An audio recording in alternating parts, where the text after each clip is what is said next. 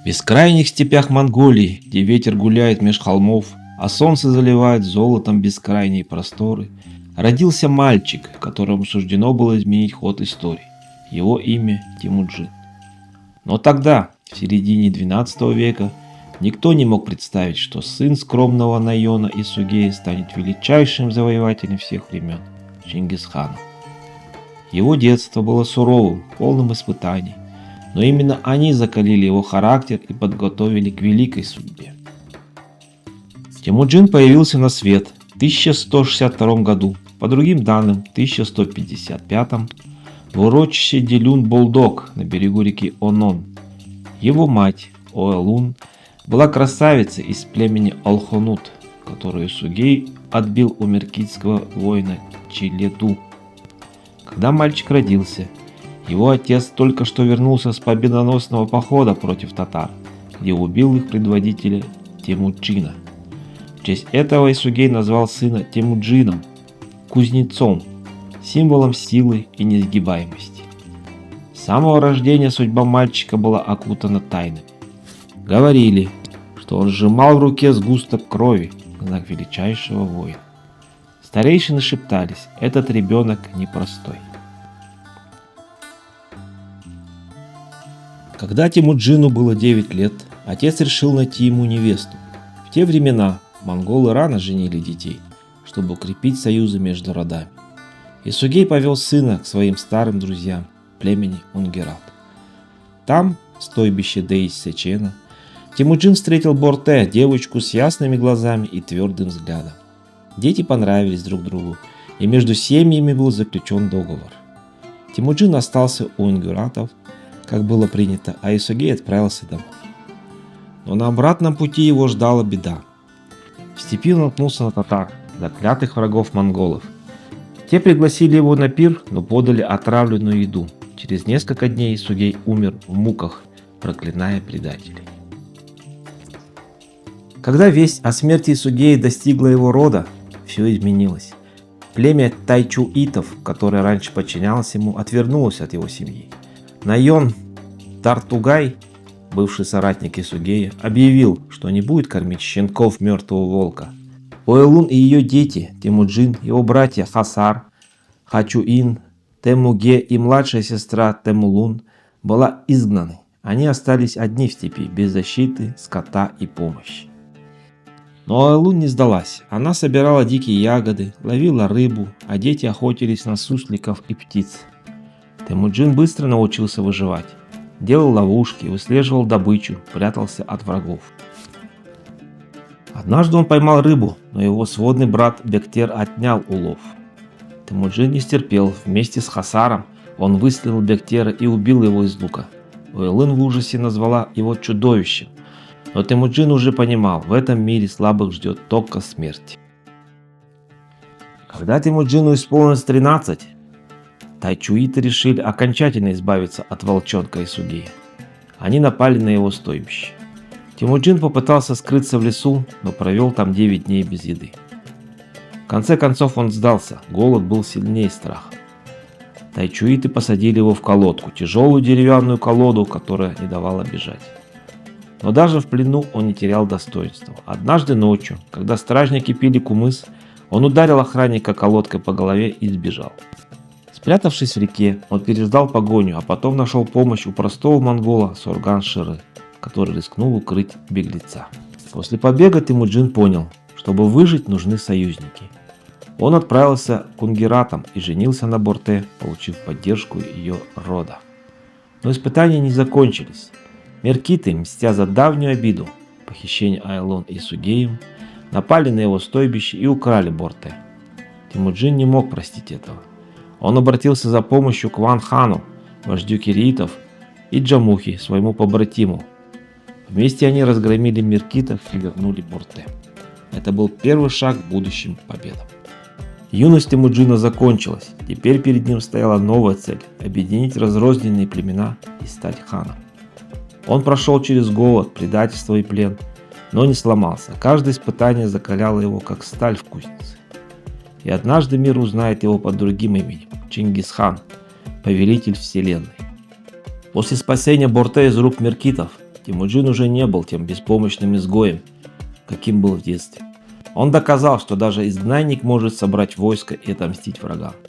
Но это было только начало. Перед ним стояла новая цель – не просто выжить, а подняться над всеми монгольскими племенами. Его ждали союзы и предательства, битвы и хитрости, а в конце – тень великого титула Чингисхан. С помощью Ван Хана, хана киреитов и своего побратима Джамухи Темуджин вернул жену и получил первую славу. Многие воины, впечатленные его удачей, стали приходить под его знамена. Но мир в степи был хрупким. Джамуха, его Анда, клятвенный брат, сначала помогал ему, но со временем между ними началось соперничество. Оба были сильными лидерами, оба хотели власти. Однажды после совместной охоты Джамуха сказал: «Разве орлу не тесно в гнезде с другим орлом?» Темуджин понял, это конец их дружбе. Вскоре Джамуха собрал свои роды и ушел, уведя с собой часть воинов Темуджина. Так бывшие братья стали врагами. В 1189 году вокруг Темуджина собралось уже достаточно воинов, чтобы заявить о себе как о независимом предводителе. Его сторонники, простые нукеры, аристократы из родов Борджигинов и Киятов, даже бывшие враги видели в нем лидера, способного объединить степь.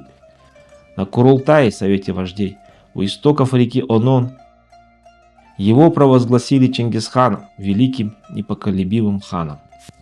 «Я не хочу, чтобы вы грабили слабых», — сказал он своим воинам. «Я хочу, чтобы все племена подчинились единому закону. Тот, кто предаст, умрет. Тот, кто будет верен, получит добычу и славу». Так началось его правление. Но Джамуха не признал его власти. Он собрал огромное войско из тайчуитов и джаджиратов и других племен. В 1201 году произошла битва при Далан. Джамуха был хитер. Он приказал поставить воинов в кольцо, чтобы не дать монголам прорваться. Но Темуджин использовал тактику ложного отступления, заманил врагов в засаду и разгромил их. Джамуха бежал, но его союзники начали переходить на сторону Чингисхана. Даже Ван Хан, некогда помогавший Темуджину, испугался его растущей силы. Его сын Илхасангум ненавидел Чингисхана и уговорил отца напасть на него. В 1203 году кириты внезапно атаковали лагерь Темуджина в битве у Харахалджит элитов. Монголы потерпели поражение и отступили, но Чингисхан не сдался. Он собрал оставшихся воинов и пошел на хитрость. Отправил гонцов к врагам с ложными клятвами верности. Когда кириты расслабились, он ударил ночью и разгромил их на голову. Ван Хан бежал и был убит найманами, а его народ покорился Чингису. Последними соперниками оставались найманы во главе с Таян-ханом. Они насмехались над монголами, называя их грязными кочевниками. В 1204 году Чингисхан применил военную хитрость. Приказал каждому воину разжечь по 5 костров ночью, чтобы враги подумали, будто его войско огромно. Найманы дрогнули. В битве у горы Нахукун монголы разбили их, а Таян-хан погиб, пытаясь бежать. В 1206 году все основные племена степи – монголы, кирииты, меркиты, татары, найманы – были покорены. На берегу реки Онон собрался великий Курултай, где Чингисхана официально провозгласили правителем вселенной. «Отныне не будет племен, будет одна монгольская держава», – объявил он. Он ввел ясну, свод законов, создал армию, разбитую на десятки, сотни, тысячи, и начал готовиться к великим завоеваниям. Так закончилась история Темуджина, сироты, изгнанника, воина. И началась эпоха Чингисхана, человека, который изменил мир. Впереди его ждали Китай, Хорезм, Русь, но это уже другая история.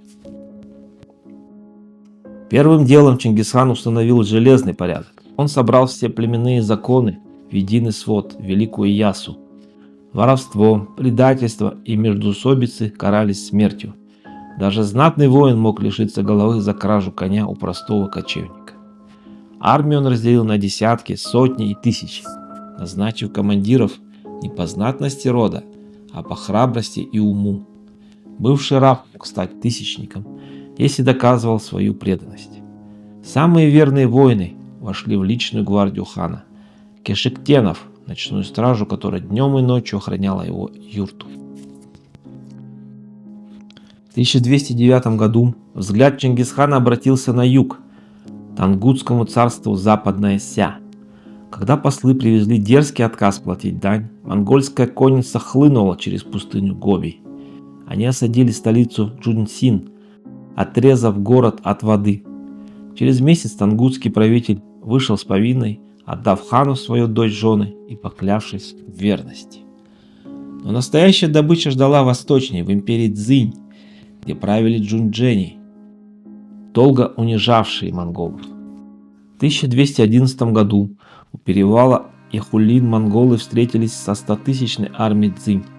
Чингисхан применил излюбленную тактику – притворное отступление. Когда китайская конница бросилась в погоню, из засады вылетели лучники и смяли врага. 3 года монголы опустошали север Китая.